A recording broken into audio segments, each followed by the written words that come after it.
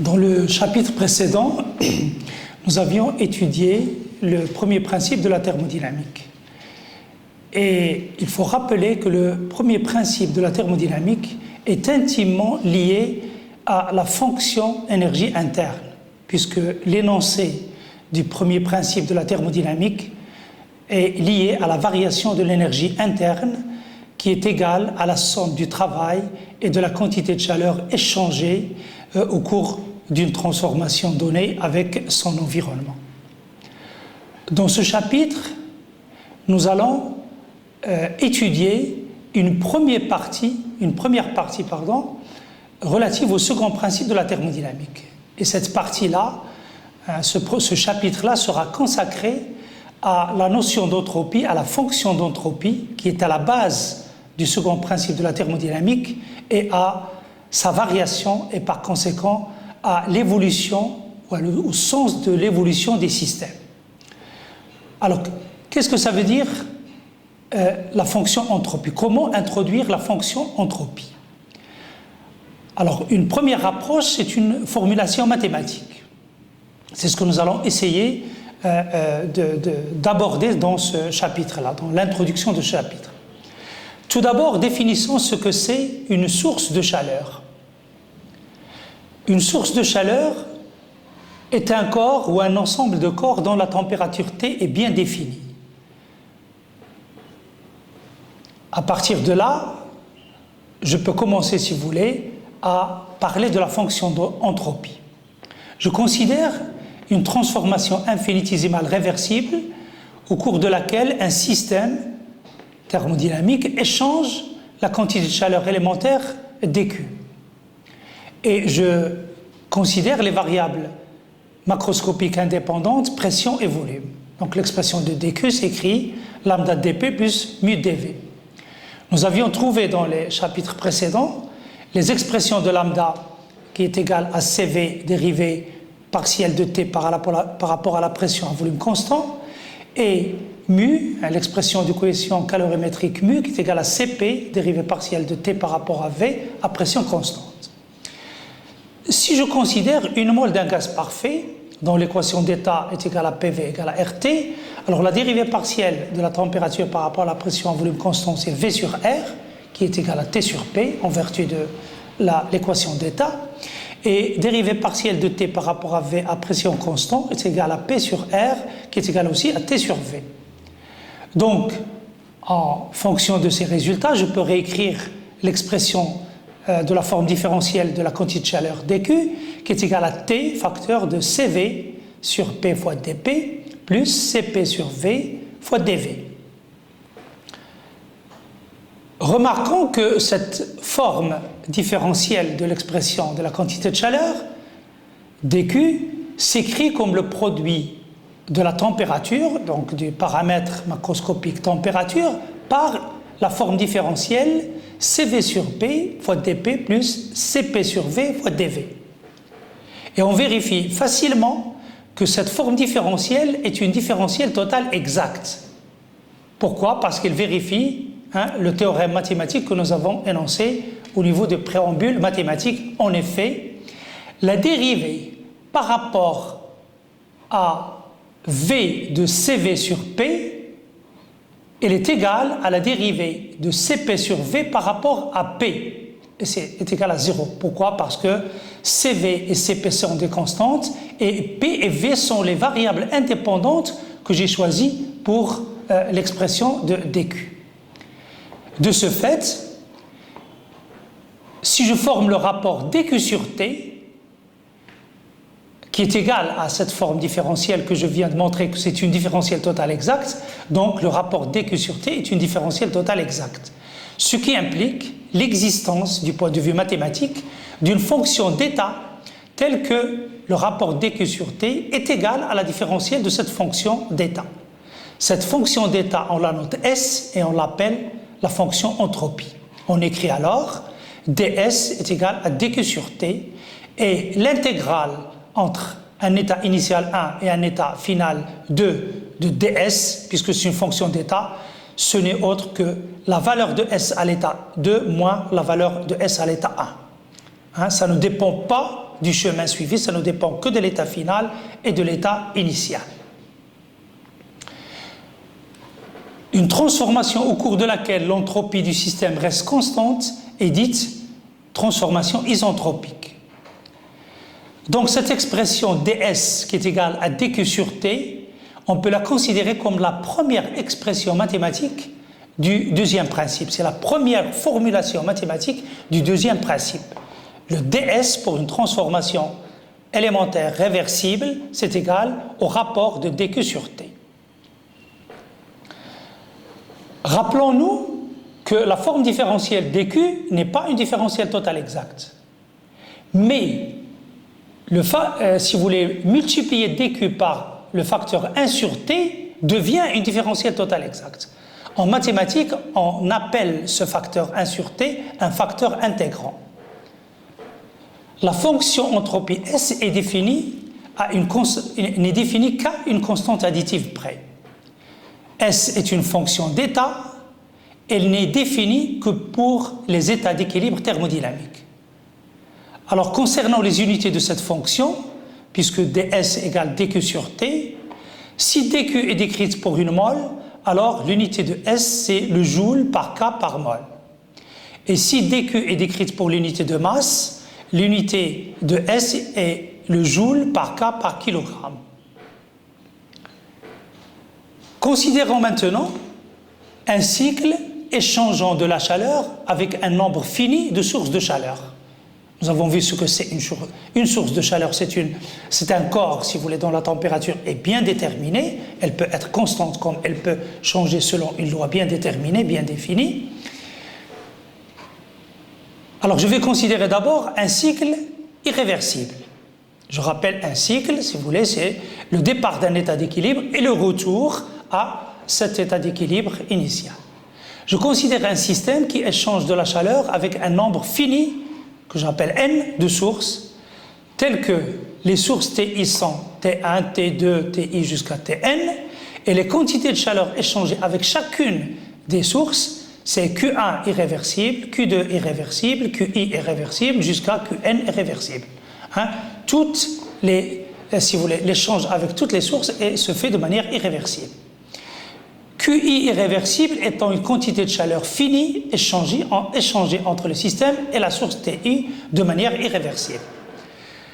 Dans ce cas, le deuxième principe exige que la somme sur toutes les sources de chaleur, donc somme sur I égale à 1 jusqu'à N, du rapport QI irréversible sur TI doit être strictement inférieur à 0. Si le nombre de sources devient infini, donc n tend vers l'infini, les quantités de chaleur deviennent infinitésimales et on peut les noter dq irréversible.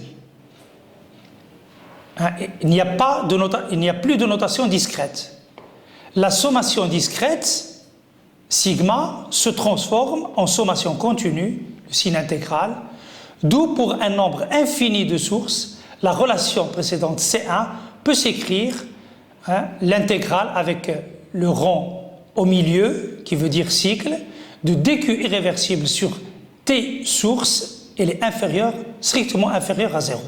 Et donc, je n'ai plus, si vous voulez, le symbole discret de I, je mets à la place T source, ça veut dire que à chaque fois, c'est la température de la source qui est, si vous voulez, indiquée. Puisque la transformation est irréversible, et quand la transformation est irréversible, la température de mon système n'est pas définie. Je rappelle donc que dq irréversible sur T source n'est pas une différentielle totale exacte. dq irréversible sur T source est différente de ds. Je rappelle que ds, c'est dq réversible sur T. Et la température est à la fois la température de la source et la température du système. Alors si je considère maintenant un cycle réversible pour un nombre infini de sources, mais avec des transformations toutes réversibles cette fois-ci, la relation C2 devient somme sur un cycle de dq sur T égale à 0. Alors là, ici, c'est identiquement nul. Par contre, dans le cas irréversible, c'est strictement inférieur à 0. Ici, dQ était changé de manière réversible et T, c'est la température du système qui était aussi la température de la source. Quand l'échange se fait de manière, si vous voulez, réversible, la température du système est égale à la température de la source. Alors, essayons de généraliser ce qu'on vient de voir. À partir des relations C2 et D1, on peut écrire la relation générale qui englobe réversible et irréversible. Intègre somme sur le cycle, si vous voulez, de dQ sur T, c'est inférieur ou égal à 0, sans rien préciser. Si c'est irréversible, c'est strictement inférieur à 0, donc et il faut préciser Q est réversible sur T source. Si c'est réversible, donc c'est l'intégrale de dQ sur T qui est égale à 0, donc identiquement nul. Alors pour fixer les idées, calculons S pour un certain nombre d'exemples, et en particulier pour le gaz parfait dont nous connaissons l'équation d'état. Considérons donc une mole d'un gaz parfait subissant une transformation réversible. Je considère la forme différentielle de dQ avec les variables indépendantes T et V, donc dQ égale CV dt plus PdV, donc ds, puisque c'est réversible, c'est dQ sur T, donc c'est CV dt sur T plus PdV sur T, sachant que l'équation d'état du gaz parfait s'écrit pour une mole PV égale RT, alors CV, c'est ds, pardon, c'est CV dt sur T, et P sur T, ce n'est autre que R sur V, donc c'est R dV sur V. Si je veux calculer la variation de l'entropie, c'est l'intégrale entre un état initial que j'appelle S0 et un état final S de ds. Donc c'est CV, donc j'intègre cette partie-là, c'est l'intégrale d'une somme qui est la somme d'intégrales. Ici j'intègre sur la température et ensuite j'intègre sur le volume. Donc c'est somme entre T0 et T de dt sur T plus R, somme entre V0 et V de dV sur V. Et on reconnaît ici les dérivées logarithmiques dont les intégrales sont très très connues. Donc le résultat c'est CV log de T sur T0 plus R log de V sur V0. Donc je peux écrire que S moins S0 qui est delta S, c'est CV log de T plus R log de V moins CV log de T0 moins R log de V0, etc. J'ai développé ici pour écrire tout simplement que S est égal, je vais mettre le S0 de l'autre côté, c'est CV log de T plus R log de V, c'est l'état final, et tous ces termes-là que je mets sous une constante, que j'égalise à une constante, sont des, si vous voulez, des termes qui, ou bien des constantes caractérisant l'état initial. Donc finalement, S c'est CV log de T plus R log de V plus une constante. Et on remarque que la fonction S est définie à une constante additive près. D'où l'intérêt de calculer delta S pour justement éliminer cette constante. Remarque, S est une grandeur extensive. Donc elle dépend de la masse, de la quantité de matière du système. De ce fait, le S de n mol n'est autre que n fois S d'une mole. Comment calculer la variation d'entropie delta S d'un système lors d'une transformation quelconque? Considérons un système qui passe d'un état d'équilibre initial A à un état d'équilibre final B en subissant une transformation quelconque, réversible ou irréversible. Pour calculer la variation d'entropie delta S, qui est égale S de B moins S de A, puisque S est une fonction d'état, il suffit d'imaginer une transformation réversible la plus commode, la plus convenable possible, qui ramène le système de l'état A à l'état B et appliquer la définition suivante. ds égale dq réversible sur T. Ensuite, calculer delta S qui est S de B moins S de A en intégrant entre l'état initial et l'état final la forme différentielle dq réversible sur T. Alors sur la figure ci-contre, j'ai représenté dans le diagramme PV deux transformations entre l'état initial A et l'état final B. Une transformation irréversible en pointillé qui ramène le système de l'état A à l'état B, et une transformation réversible qui ramène le système du même état A vers le même état B. Alors pour ces deux chemins-là, pour ces deux transformations-là, la variation d'entropie est la même. Donc ce schéma-là, il résume ce qu'on vient de dire mathématiquement. Remarque, pour la deuxième ou la troisième fois, le rapport dQ irréversible sur T est différent de la différentielle de l'entropie ds. Et par conséquent, l'intégrale entre l'état initial et l'état final de ce rapport dQ sur T est différent de delta S qui est S de B moins S de A qui est l'intégrale de dQ réversible sur T. Donc faites attention, ne pas confondre si vous voulez ces deux choses-là. Alors, pour fixer les idées, on va prendre un exemple très simple. C'est celui de la compression isobare réversible d'un gaz parfait. Je vais considérer une mole. Je vais écrire donc dQ réversible, c'est Cp dt plus HdP. Donc, je considère les variables indépendantes T et P. Et puisque je considère une transformation isobare, donc le dP égale à 0, donc dQ réversible n'est autre que Cp dt. Donc mon ds, c'est dQ réversible sur T, et le delta S, c'est l'intégrale, donc finalement de Cp entre A et l'intégrale, si vous voulez, de A, un facteur multiplicatif près qui est Cp, de dt sur T. Alors, sur le schéma ci-contre, j'ai représenté la transformation isobare en ligne continue entre A et B. Le delta S, donc, si vous voulez, ici je reconnais la dérivée logarithmique de la température, et donc le résultat de delta S, c'est Cp log de Tb sur Ta, tout simplement. Alors, je sais que je suis en train d'étudier un gaz parfait, une mole d'un gaz parfait, donc l'équation d'état, c'est PV égale RT, ce qui implique que P sur R n'est autre que T sur V. Comme P est une constante, P sur R est une constante, donc T sur V est une constante. Et donc TA sur VA est égal à TB sur B, puisque c'est une constante. Ce qui implique que TB sur TA est égal à VB sur VA. Or, d'après le schéma que je vous ai montré ici, puisqu'il s'agit d'une compression, VB est inférieur à VA. Donc VB sur VA est inférieur à 1. Et par conséquent, TB sur TA est inférieur à 1.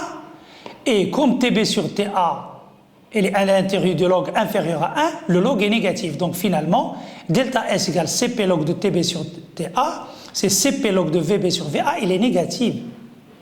Ce résultat est négatif. Qu'est-ce que ça veut dire ce résultat négatif? Donc delta S c'est S de B moins S de A, et négatif ça veut dire que S de B est inférieur à S de A. Ça veut dire que le S de l'état final est inférieur au S de l'état initial. Et en même temps, on vient de voir que TB est inférieur à TA. Donc nous avons une diminution de la température. Alors cela signifie, en thermodynamique, que le système évolue vers un état plus ordonné. Lorsque le système se refroidit, lorsqu'il passe d'un état dont la température est plus élevée vers un état dont la température est moins élevée, il évolue vers un état plus ordonné. Alors, je vous rappelle que je vous ai déjà donné un schéma concernant, si vous voulez, l'évolution de l'état physique de l'eau. Rappelez-vous que nous avons caractérisé l'état solide, ou la glace, la forme glace de l'eau, par une température T1, l'état liquide par une température T2, et l'état vapeur, c'est-à-dire lorsque l'eau sous la forme vapeur, avec une température T3. Et manifestement, nous avons vu que T3 est supérieur à T2 et T2 est supérieur à T1. Et nous savons que l'état le plus ordonné, c'est l'état solide. Donc, on voit bien que lorsque la température diminue, un système physique évolue vers un état plus ordonné. L'état solide, nous savons tous que l'état solide est beaucoup plus ordonné que l'état liquide, et l'état liquide est plus ordonné que l'état gazeux. L'état gazeux, c'est l'état le plus désordonné, ou le moins ordonné. Remarque, pour la transformation irréversible B que je schématise sur cette figure-là, qui part du même état initial A vers le même état final B, on a le même résultat de delta S. Rappelez-vous ce que j'ai dit, si vous voulez, au début de ce paragraphe. Pour calculer la variation d'entropie de cette transformation réversible, il faut imaginer, si vous voulez, un état de départ et le même état de départ et le même, si vous voulez, un chemin réversible entre le même état initial et le même état final et appliquer la formule ds égale dq réversible sur t. Donc, le delta S de cette transformation irréversible et le delta S de cette transformation-là, ils sont identiques. Pourquoi? Parce que la fonction S est une fonction d'état, tout simplement. Deuxième exemple, considérons une transformation réversible adiabatique. Réversible adiabatique. Donc, dq réversible est nul. Donc, le ds est égal à 0, puisque ds égale dq réversible sur t. Donc, le ds égale à 0, donc le delta S égale à 0, et finalement, donc S de B égale S de A égale une constante. Donc, une transformation adiabatique réversible est une transformation isentropique. Donc, c'est une transformation dont l'entropie reste constante. Troisième exemple, on va considérer une transformation adiabatique irréversible cette fois-ci. Je considère un système qui passe d'un état initial A à un état final B en subissant une transformation irréversible. C'est le chemin rouge en pointillé, que j'ai noté I, et dq irréversible est nul. Alors, pour calculer la variation d'entropie d'une telle transformation, imaginons le chemin vert qui est un chemin réversible qui part du même état A vers le même état B. Donc, si j'arrive à trouver ce chemin-là, qui est réversible, pour passer de l'état A à l'état B, je peux calculer le delta S. Attention, nous savons que la forme différentielle dq dépend du chemin suivi. Donc, si dq irréversible est égal à 0, si dq lors du chemin irréversible est nul, qu'en est-il pour dq réversible? Il ne peut pas être nul, puisqu'il dépend du chemin. J'ai changé de chemin, donc le dq irréversible est nécessairement différent de 0. Donc la transformation réversible à considérer ne peut pas être adiabatique. Alors examinons le cas de la détente de Joule d'un gaz parfait. On sait que la transformation est adiabatique et fortement irréversible. Alors je rappelle, si vous voulez, l'expérience de Joule. Il s'agit d'un gaz comprimé dans le compartiment A, dans un premier temps. Le compartiment A peut communiquer avec un compartiment B qui est vide initialement. Les deux compartiments initialement sont séparés par un robinet à pointeau. Et la transformation consiste donc à ouvrir le robinet à pointeau pour que le gaz occupe la totalité du volume, se détend et occupe la totalité du volume, compartiment A plus celui du compartiment A plus celui du compartiment B. Voilà donc à quoi consiste la transformation de Joule, ou la détente de Joule. Alors pour l'état d'équilibre initial, le gaz étant dans le compartiment A, j'ai PaV1. V1, je l'appelle, c'est le volume du compartiment 1. Donc PaV1 égale RTA. Donc Pa égale RTA sur V1. Après la transformation, une fois que l'état d'équilibre final est atteint, cet état est caractérisé par la pression Pb, le volume Vb qui est V1 plus V2 et une température Tb, telle que Pb égale RTb sur V1 plus V2. Or, il s'agit d'un gaz parfait. Il s'agit d'une transformation adiabatique. La détente se fait dans le vide. Donc il n'y a pas d'échange de chaleur et il n'y a pas de travail mécanique. Le delta U est égal à 0. D'après la première loi de Joule, du égale CV dt et delta U égale CV delta T égale à 0, donc TA égale TB. Donc si TA égale à TB, donc j'examine l'expression de PA, c'est RTA sur VA, qui est la même chose pour PB égale RTA sur V1 plus V2. Donc ces deux expressions ne diffèrent que par la valeur de leur dénominateur. Dans la deuxième expression, c'est V1 plus V2, il est supérieur à V1 et par conséquent, PB est inférieur à PA. C'est tout à fait naturel, prévisible, parce qu'il s'agit d'une détente, donc la pression, si vous voulez, dans cette configuration-là, elle est plus importante, elle est plus faible que la pression dans le compartiment, lorsque le gaz est confiné dans le compartiment A. Donc, la transformation réversible à imaginer, en vertu, parce que nous avons vu que, si vous voulez, que TA égale à TB, elle peut être, si vous voulez, isotherme. Donc, on peut choisir, on peut imaginer une transformation isotherme pour aller de l'état A à l'état B, puisque TA égale à TB. Et écrire ds égale dq réversible sur T égale PdV sur T égale aussi RdV sur V. D'où le calcul de ds, de delta S devient facile, c'est tout simplement R log de V final sur V initial, qui est R log de V1 plus V2, c'est le volume final, sur V1. Et comme V1 plus V2 supérieur à V1, donc ça c'est positif, ce résultat est positif. Finalement, le delta S pour cette détente, il est positif. Alors, nous avons vu que lorsque le delta S était négatif, le système évoluait vers un état ordonné. Eh bien, dans le cas contraire, c'est-à-dire lorsque le delta S est positif, on dira que le système évolue vers un état final désordonné ou le moins qu'on puisse dire, moins ordonné que l'état initial. Donc le delta S positif sera lié à une évolution vers le désordre. Alors, appliquant ces résultats ou ces premiers résultats du deuxième principe de la thermodynamique, basés sur la fonction entropie, au calcul des coefficients calorimétriques que nous avons déjà étudié, si vous voulez, lors du dernier chapitre. Alors, je résume ce que nous avons vu jusqu'à présent. Nous savons que, d'après le premier principe de la thermodynamique, je rappelle qu'il est lié intimement à la fonction énergie interne, la différentielle de cette énergie interne est une différentielle totale exacte. C'est la relation que j'appelle A. Je rappelle aussi que, d'après ce qu'on vient de voir, c'est-à-dire la première partie sur le deuxième principe, que la différentielle de S, la différentielle de l'entropie, est aussi une différentielle totale exacte. Les deux fonctions U et S sont des fonctions d'état. Soit V et T, les variables indépendantes du problème à étudier, et supposons avoir une transformation infinitésimale réversible.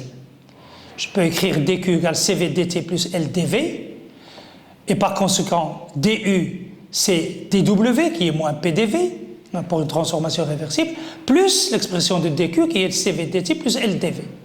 Si je développe, donc c'est du, c'est égal à CV dt plus L moins P fois dV. Donc, je peux écrire ds, c'est dq sur t, pour une transformation réversible, c'est cv dt sur t, plus L sur t fois dv. Donc, je peux écrire, puisque du est une différentielle totale exacte, que la dérivée par rapport à v de cv, à partir de la relation A, ici, elle est égale à dérivée de L moins P par rapport à t à volume constant. De même, puisque ds est une différentielle totale exacte, je peux écrire la dérivée de cv sur t par rapport à v à température constante égale à la dérivée de L sur t par rapport à la température à volume constant. Alors si je développe ces calculs-là, ces dérivées partielles-là, je peux montrer facilement que L est égal à t multiplié par la dérivée partielle de P par rapport à la température à volume constant. Et si j'applique ce résultat au gaz parfait, dont je connais l'équation d'état, je peux montrer aussi facilement que la valeur de L, du coefficient calorimétrique L, est égale à la pression du gaz. Si je change le choix des variables indépendantes et je travaille avec les variables T et P cette fois-ci, je peux établir la valeur ou l'expression du coefficient calorimétrique H qui est égal à moins T, dérivée partielle de V par rapport à T à pression constante. Pour un gaz parfait, dont je connais l'équation d'état et par conséquent je peux calculer dV sur dt à pression constante, on montre facilement que le H est égal à moins V. Alors passons maintenant à la deuxième partie de ce chapitre qui est consacrée à l'évolution des systèmes. Maintenant que nous avons une idée, première idée sur la fonction entropie, surtout à partir de sa formulation mathématique, ds est égal dq réversible sur t. Alors essayons un petit peu de voir ce qu'il en est pour des transformations, si vous voulez, cycliques. Alors, je rappelle que les relations fondamentales à retenir pour une transformation irréversible, c'est que pour un cycle, l'intégrale de dq sur t, pour un cycle quelconque, l'intégrale de dq sur t, elle est inférieure ou égale à 0. Quand le cycle est irréversible, donc l'intégrale de dq irréversible sur t source est strictement inférieure à 0. Mais si le cycle est réversible, donc l'intégrale de dq réversible sur t, tout simplement, t c'est à la fois système et source, elle est égale à 0. Attention, dq irréversible sur t source, je le rappelle pour la deuxième ou la troisième fois, n'est pas une différentielle totale exacte. dq irréversible sur t source est différent de ds. Comparons maintenant l'intégrale de dq irréversible sur t source avec la variation d'entropie de delta S, c'est-à-dire l'intégrale entre A et B de ds, qui n'est autre que S de B moins S de A, puisque S est une fonction d'état. Considérons deux transformations, respectivement irréversible et réversible. Amenons le système d'un état d'équilibre A à un état d'équilibre final B. Alors la transformation réversible, c'est en rouge, en pointillé, et la transformation réversible, elle est en vert, et elle est bien sûr en trait continu. Notez bien que la transformation en vert, c'est une transformation réversible, donc c'est un chemin réversible, il peut être décrit en sens inverse. C'est pourquoi vous avez ici la flèche de la transformation AB, et puis une flèche montrant le retour de la transformation BA. La transformation BA, c'est aussi une transformation réversible, si vous voulez, elle est l'opposé de la transformation AB, tout simplement.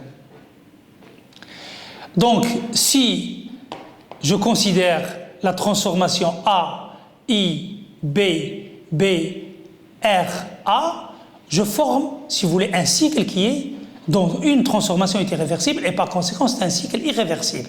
L'intégrale de dq sur t, c'est l'intégrale sur la partie AIB de dq sur t qui est irréversible, plus l'intégrale de B sur la partie réversible BRA de dq sur t réversible, et le tout est strictement nul. Ce qui me permettra d'écrire que l'intégrale sur AIB de dq sur t est réversible, elle est inférieure à l'intégrale à moins somme de BRA dq sur t réversible.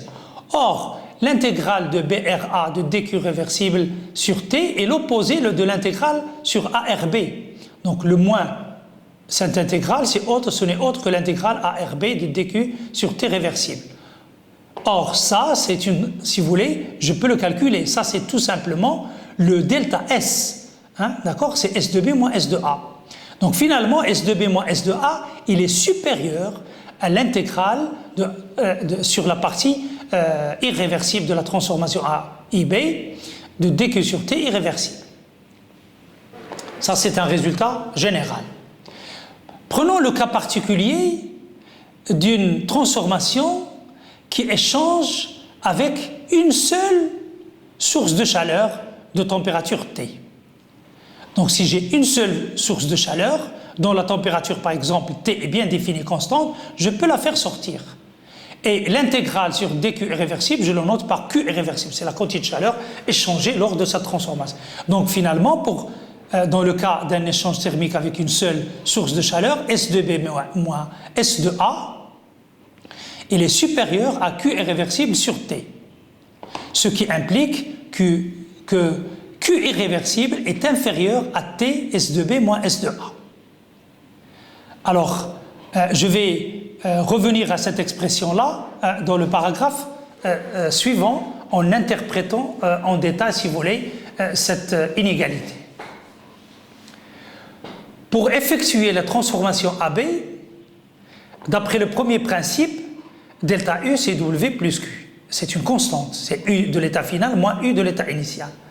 Alors regardez, si on essaie de diminuer W, si W diminue, delta U étant constant, donc le Q doit augmenter.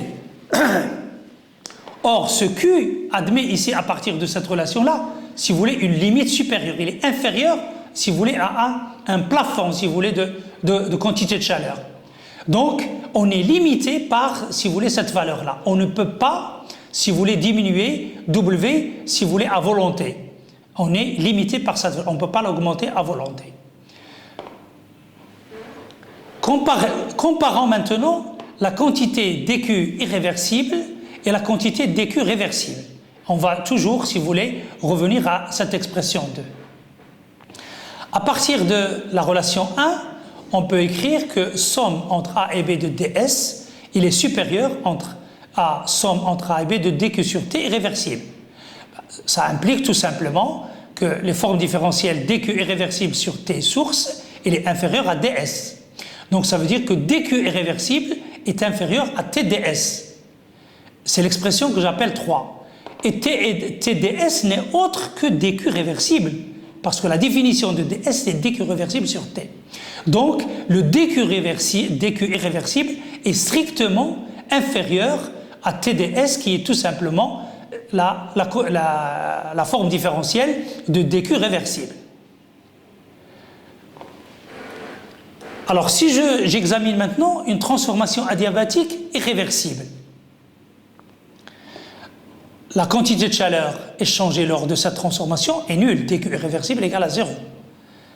Donc, d'après l'expression 3, dQ étant irréversible, étant nul parce que la transformation irréversible est adiabatique, TDS est supérieur à 0. Comme T est toujours supérieur à 0, donc ds est positif. C'est ce que j'écris. ds est positif. Implique que delta S est positif. Qu'est-ce que ça veut dire delta S positif pour une adiabatique irréversible? Ça veut dire que S de l'état final est supérieur à S de l'état initial. Alors, remarquez bien que cela signifie que même s'il n'y a pas d'échange de chaleur, l'entropie du système ne peut qu'augmenter. Il n'y a pas d'échange de système, mais le fait que la transformation est irréversible, le delta S est positif. Son S augmente. Le désordre augmente. Alors, examinons le cas d'un système isolé. C'est quoi un système isolé? Un système isolé, c'est un système qui n'échange aucune forme de chaleur, ni travail, ni chaleur. Donc, en particulier, le dQ égale à 0 qui nous intéresse dans les expressions que nous sommes en train d'examiner. Donc, si dQ égale à 0, donc ds est supérieur à 0, et donc le delta S est positif, et donc le S augmente, c'est-à-dire S de l'état final est supérieur à S de l'état initial. Donc, le S ne peut qu'augmenter. Et on dira que l'état d'équilibre final, s'il est atteint pour un système isolé, correspondra à un maximum de S. Si je connais donc la variation de la fonction entropie en fonction des variables macroscopiques, on pourra alors prévoir le sens de l'évolution de ces variables-là. On pourra, si vous savoir, si la température augmente ou elle diminue, si le volume augmente ou il diminue, etc. Alors c'est ça ce qu'on appelle, si vous voulez, l'évolution des systèmes en fonction donc de la variation d'entropie, donc la fonction qui est à la base du second principe de la thermodynamique. Alors revenons maintenant à notre système et essayons de faire la différence, si vous voulez, lors de l'échange avec un milieu extérieur, entre ce qu'on appelle système, milieu extérieur et univers. Rappelons que nous avons établi que la variation d'entropie, ds, en toute rigueur, c'est dQ réversible sur T. Nous avons montré aussi que ds est supérieur à dQ irréversible sur T source, ce qui montre que ds moins dQ irréversible sur T source est strictement positif, cette différence-là. Considérons un système qui échange une quantité de chaleur lors d'une transformation infinitésimale quelconque. On peut écrire de manière générale, puisque pour le cas réversible, j'ai l'égalité ici, pour le cas irréversible, j'ai une inégalité ici, Donc je peux écrire de manière générale ces deux relations-là comme ds supérieur ou égal à dq sur t sans rien préciser dans cette écriture-là. Soit ds moins dq sur t source égale, on va appeler cette différence-là égale à d sigma, elle est supérieure ou égale à 0. S'il s'agit d'une transformation réversible, dq, ici c'est dq réversible et t source égale t système, donc c'est l'égalité, donc c'est égal à 0. Mais si c'est irréversible, ici c'est dq irréversible et ds moins dq réversible t source, c'est strictement positif. Donc cette égalité-là, elle généralise cette égalité en tenant compte de la réversibilité. Alors ce terme-là que je viens, si vous voulez, d'introduire dans cette égalité-là, s'appelle tout simplement la source d'entropie. Le d sigma, pardon, il est toujours supérieur ou égal à 0. Bien sûr, quand la transformation est irréversible, le d sigma est strictement positif, et quand la transformation est réversible, le d sigma est identiquement nul. Alors si j'écris ds égale ds du système, alors la variation d'entropie du système, alors dans l'expression précédente, je vais écrire d sigma, c'est ds du système moins dq sur t source, c'est supérieur ou égal à 0. Je vais poser aussi moins ce terme-là, moins dq sur t source, puisqu'il est relatif à l'échange avec le milieu extérieur, je vais l'écrire ds extérieur, c'est la variation d'entropie du milieu extérieur.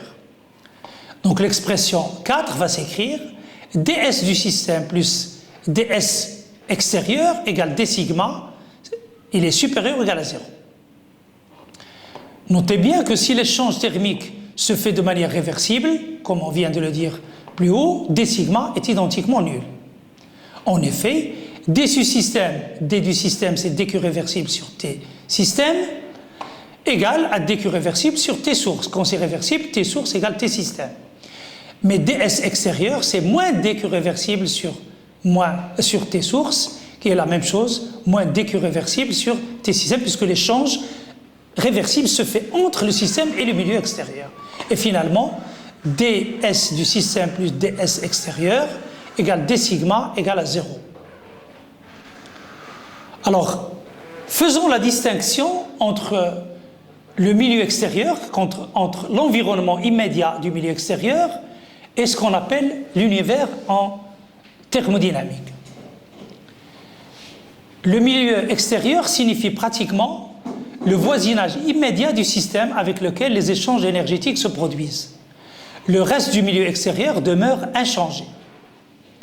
Si par exemple le voisinage du système est un thermostat, celui-ci ne sera pas ou très peu perturbé par un échange de chaleur.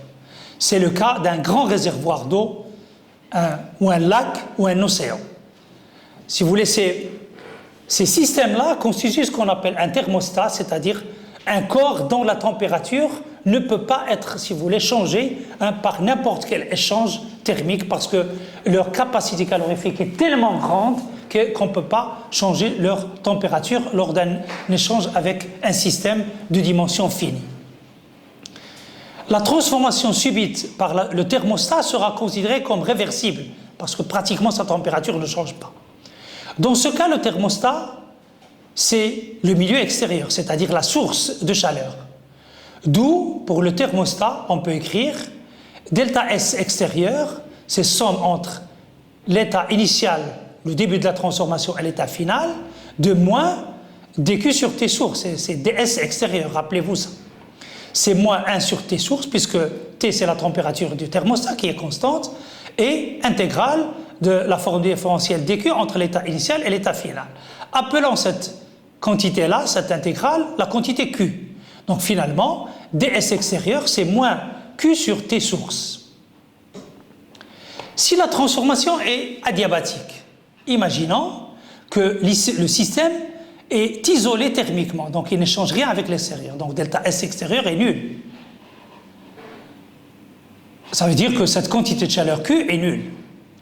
Notez bien que le système plus le milieu extérieur, plus le milieu extérieur immédiat. Quand je dis milieu extérieur, c'est le milieu extérieur immédiat, c'est le voisinage immédiat, plus le reste du milieu extérieur. Alors tout ça constitue ce qu'on appelle l'univers. Ainsi, D système plus D extérieur, on va le noter égal à ds univers, c'est égal à d sigma, il est toujours supérieur ou égal à 0, dans n'importe quelle transformation. Alors calculons l'entropie de l'univers, à travers, si vous voulez, ce bagage mathématique très simple. Alors je retourne au système. Jusqu'à présent, on s'est intéressé à l'échange entre le système et le milieu extérieur, c'est-à-dire à son environnement. Alors si on s'intéresse à ce qui se passe à l'intérieur du système cette fois-ci, et si on tient compte de la nature de l'échange, réversible ou irréversible, alors l'entropie du système s'écrit ds du système, c'est dse plus dsi. Avec dse, c'est dq sur t source, et dsi, donc ds du système de manière générale, hein, d'accord? Réversible ou irréversible s'écrit, hein, c'est la somme de deux termes. Le dse, c'est dq sur t source, et regardez, je n'ai pas mis réversible parce que je parle d'une transformation quelconque. Et le dsi, c'est un terme qui est toujours supérieur ou égal à 0. Alors, que signifie le DSI? Le DSI, le I veut dire intérieur, le E veut dire échange entre le système et son milieu extérieur, si vous voulez, le milieu, son environnement. E veut dire échange, donc lors de la frontière entre le système et son environnement. I veut dire intérieur au système, et par conséquent, le DSI sera ou désignera un terme qui correspond à la création d'entropie par irréversibilité. Nous avons vu que les transformations irréversibles créent du désordre, donc l'entropie est strictement positive. Donc le DSI est un terme qui correspond donc à la création d'entropie par irréversibilité. Rigoureusement, ce n'est pas une entropie au sens que nous avons défini au début de ce chapitre. Le DSE, c'est un terme qui correspond à l'entropie d'échange. Ce n'est en fait une entropie que pour une transformation réversible. Alors, en comparant les différentes expressions de DS, on peut constater que le DSE que j'ai ici, ce n'est autre que moins DS extérieur, et que le DSI, c'est tout simplement le DS univers qui est égal à D sigma, qui est toujours supérieur ou égal à 0. Conséquence, le ds de l'univers ne peut qu'augmenter. Donc, dans une transformation réelle, le d sigma, qui est d de l'univers, est toujours strictement positif, et par conséquent, le delta S de l'univers est toujours positif, donc l'entropie de l'univers ne peut qu'augmenter. Étude de quelques exemples. Alors, on va étudier dans un premier exemple la détente de Joule. Je rappelle qu'il s'agit d'une transformation adiabatique fortement irréversible. Donc le dq irréversible est égal à 0. Donc le q irréversible est égal à 0. Il n'y a pas d'échange de chaleur avec l'extérieur dans cette transformation. Donc le ds de l'univers qui est égal à ds du système plus ds extérieur, avec ds extérieur c'est moins dq irréversible sur t source égal à 0.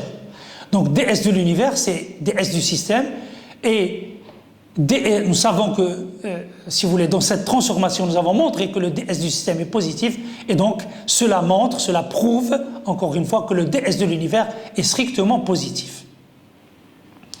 Hein? D'après le chapitre précédent, pour un gaz parfait, nous avons montré que delta S, pour une détente de Joule, est égal à NR log de VF sur VI, avec VF, si vous voulez, c'est le volume de l'état final qui est le volume du compartiment A plus le compartiment B, qui est supérieur au volume V1 du compartiment A, et donc le delta S de l'univers était bien positif. Le delta S du système est bien positif, ce qui montre que le delta S de l'univers est strictement positif. Est-ce que le delta S de l'univers peut être négatif?